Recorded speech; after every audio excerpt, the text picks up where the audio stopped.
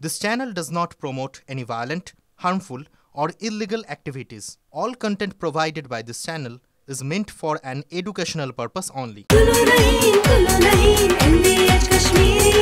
अरे कम दे किंतु खाटी दे MDH कश्मीरी लाल लंकार गुड़ो দিল্লিতে ফের জলে এক পাক গুপ্তচর। দিল্লিতে নৌবাহিনীর সদর দপ্তর থেকে অভিযুক্তকে গ্রেফতার। হরিয়ানার বাসিন্দা বিশাল যাদবকে গ্রেফতার পুলিশে। দিল্লিতে ফের জলে এক পাক গুপ্তচর। দিল্লিতে নৌবাহিনীর সদর দপ্তর থেকে অভিযুক্তকে গ্রেফতার। হরিয়ানার বাসিন্দা বিশাল যাদবকে গ্রেফতার পুলিশে। বহু বছর থেকে আইএসআইকে তথ্য পাচারের অভিযোগ। অপারেশন সিন্দুরের সময় পাক হ্যান্ডেলার যে তাকে গোপন তথ্য পাচারের অভিযোগ রয়েছে এই বিশালের বিরুদ্ধে।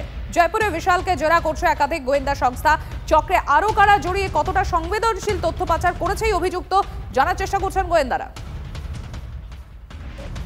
চীনে এসিও বৈঠকে কড়া অবস্থান ভারতের। এসিও ঘোষণাপত্রে সই করল না ভারত। যৌথ ঘোষণাপত্রে সই করলেন না প্রতিরক্ষা মন্ত্রী রাজনাথ সিং। জ্যোতির্ময় কর্মকার রয়েছেন আমাদের সঙ্গে। জ্যোতির্ময়, কেন এই অমত, কি বিষয়? দেখো, রাজনাথ সিং বৈঠকের প্রথমেই তিনি একটি অবস্থান স্পষ্ট করে দিয়েছিলেন যে সীমান্ত সন্ত্রাসে যে সমস্ত দেশগুলি তারা লাগাতার মদত দিচ্ছে এবং সীমান্ত সন্ত্রাসকে যে দেশগুলি রাষ্ট্রীয় নীতি হিসেবে গ্রহণ করেছে সেই দেশগুলির সমালোচনা করার ক্ষেত্রে, তাদের বিরুদ্ধে অবস্থান নেওয়ার ক্ষেত্রে কোথাও কোনো দ্বিধাদ্বন্দ্ব থাকা উচিত নয়। রাজনাথ সিং চেয়েছিলেন যে তার এই বক্তব্য যে যৌথ ঘোষণাপত্র সাংহাই কোঅপারেশন মিটিং এর পরে, অর্গানাইজেশনের মিটিং এর পরে গ্রহণ করা হবে, সেখানে এটা ইনকর্পোরেট করা হোক। কিন্তু পাকিস্তান এবং চীনের চাপে সেই বক্তব্য এখানে ইনকর্পোরেট করা হয়নি, অর্থাৎ অন্তর্ভুক্ত করা হয়নি। এবং তারপরেই রাজনাথ সিং স্পষ্টভাবে জানিয়ে দেন যে এই যৌথ ঘোষণাপত্রে তিনি স্বাক্ষর করবেন না।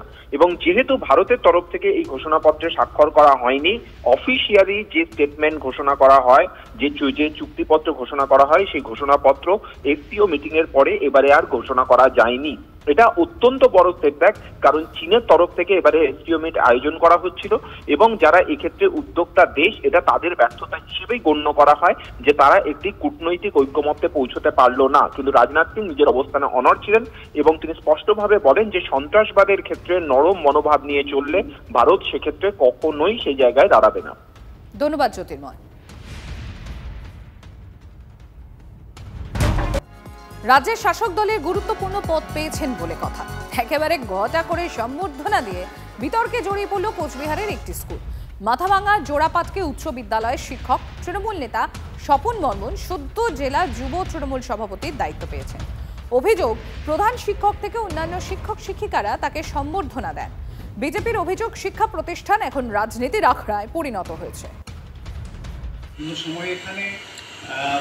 টুকটাক পলিটিক্যাল প্রোগ্রাম হয়েই থাকে এবং সেটা শিক্ষা সেলের পক্ষ থেকে অনেকটা এটার জন্য আমি প্রস্তুত ছিলাম না, কিন্তু হঠাৎ করেই প্রায় বলতে গেলে এইটা হয়েছে। শিক্ষা প্রতিষ্ঠানেই কেন এটা না হলে ভালো হতো।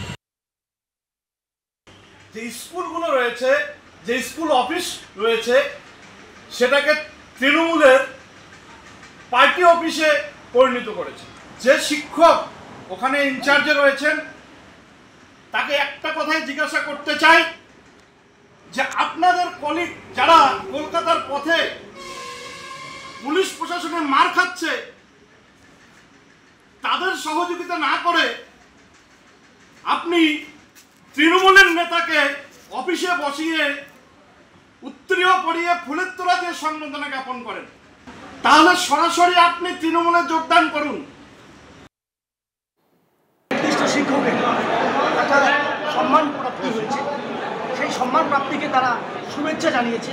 এতে তো দোষের কিছু নেই, কারণ সে সেই স্কুলের সহকর্মী। সেই ক্ষেত্রেই তাদেরকে ডেকে সম্বর্ধিত করেছে, এটা সমীচীন বলে আমি মনে করি। अरे कम दे किंतु खाटी दे MDH कश्मीरी लाल लंकार गुड़ो।